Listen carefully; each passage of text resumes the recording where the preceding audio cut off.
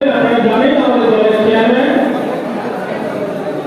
ভাঙড়ের বিধায়ক আমাদের দলের সেনাপতি নওশাদ সিদ্দিকী আজকে আমাদের বসিরহাট লোকসভা কেন্দ্রে কর্মীদেরকে নিয়ে সভা মানে আজকে বক্তব্য দেব না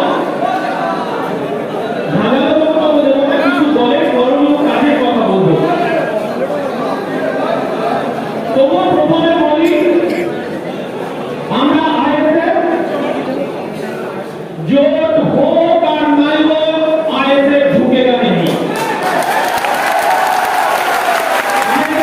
মাথা বিক্রি করতে আসেনি, গরিব মানুষের অধিকার রক্ষা লড়াই আমরা এসেছি। বসিরহাট লোকসভা কেন্দ্রে 7টা বিধানসভা আজকে আপনারা জানেন ভারতবর্ষ তথা সারা পৃথিবীর ইতিহাসে বর্তমান আলোচ্য বিষয় হচ্ছে শাহজাহান শেখ। আর শাহজাহান শেখের পিতা রাজনৈতিক পিতা আমরা আইএসএফ করি যারা,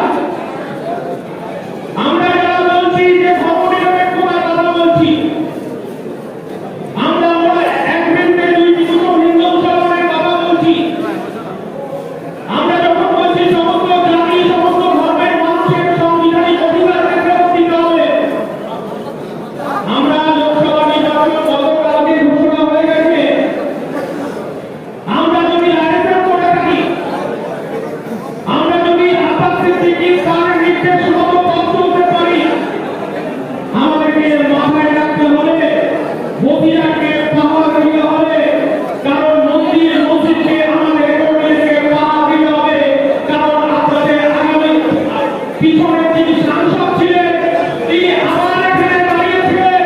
আমরা ভয় পাচ্ছি আবার যেন সাম্প্রদায়িক সম্প্রীতি নষ্ট না হয়, আমার দেশবার বসিরহাটের মতো বাংলা যেন না হয় এই বসিরহাটে, তার জন্য আমাদেরকে সতর্ক থাকতে হবে, রাত থেকে মন্দির মসজিদকে পাহারা দিতে হবে। এটা আমাদের প্রথম কাজ হবে আমাদের আইএসএফ কর্মীদেরকে বসিরহাটে। আমরা ভয় পাচ্ছি যারা নেতৃত্বে বসিরহাটে দাঁড়া হয়েছিল, আপনাদের দাঁড়া করার মমতা বন্দ্যোপাধ্যায়কে এখান থেকে জঙ্গি করে পাঠিয়েছিলেন, জঙ্গি করে পরাজিত হয়েছিলেন। আর এই রাজনৈতিক পিতা শাহজাহান শেখের পিতা হাজিরুলকে এখান থেকে গণতান্ত্রিক পদ্ধতিতে আমাদের এখান থেকে তাড়াতে হবে, এই দায়িত্ব আমাদেরকে নিতে হবে। আমরা যে কথাটা বলছিলাম যে আমাদের বিধানসভা নির্বাচনের অভিজ্ঞতা আছে, পঞ্চায়েত নির্বাচনের অভিজ্ঞতা আছে, সেই অভিজ্ঞতাকে আমরা আমাদের ভালো খারাপ দুটো অভিজ্ঞতাই আছে। প্রথম আমাদেরকে কাজ হবে এই বসিরহাট বিধানসভায় যে 7খানা বিধানসভা আছে, যারা 7খানা বিধানসভা অর্জন হয়েছে আমাদেরকে বুঝে বুঝে চলে যেতে হবে। আজকে আমরা এখানে 7টা বিধানসভার মানুষ এসেছি, জমায়েত হয়েছি, ভালো লাগছে, কিন্তু আসল খেলাটা আমাদের বুঝে, এটা আমাদেরকে মাথায় রাখতে হবে। তাই আমাদের বুঝে যেতে হবে, বুঝে গিয়ে আমাদেরকে আজকের মধ্যেই আমাদেরকে পরিকল্পনা করতে হবে এবং আগামীকাল থেকে বুথ কমিটিগুলোকে আমাদেরকে ঢালিয়ে দিতে হবে। আমাদের কর্মীদেরকে বাড়ি ভাগ করে নিতে হবে, বাড়ি ভাগ করে তাদের প্রত্যেকটা বাড়ির সঙ্গে যোগাযোগ রাখতে হবে। এবং আপনারা জানেন যথারীতি দেয়াল এখন শুরু হয়ে গেছে, আবার দেয়াল কখনো শুরু হয়ে গেছে, আবার আমাদের সাইড করে দেয়ালগুলো মুছে দেওয়ার পরিকল্পনা করেছে।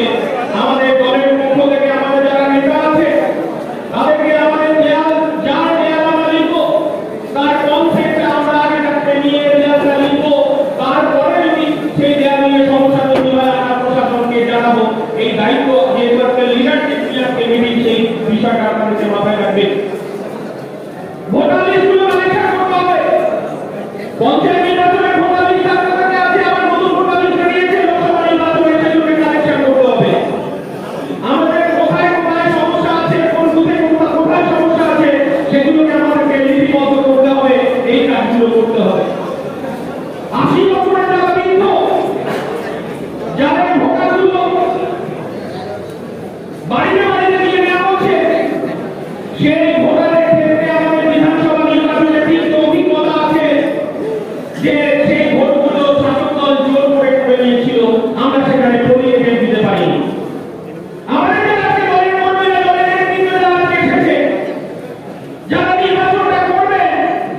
যারা আমাদের আইসিএফ পার্টিকে যেভাবে ঠিক করেছে, যারা এই চ্যানেলকে ফলো করে, আরো যারা আছে সবাইকে বলবো এইসব চ্যানেলগুলোতে আপনারা সাবস্ক্রাইব করুন, আপনারা ফলো করুন।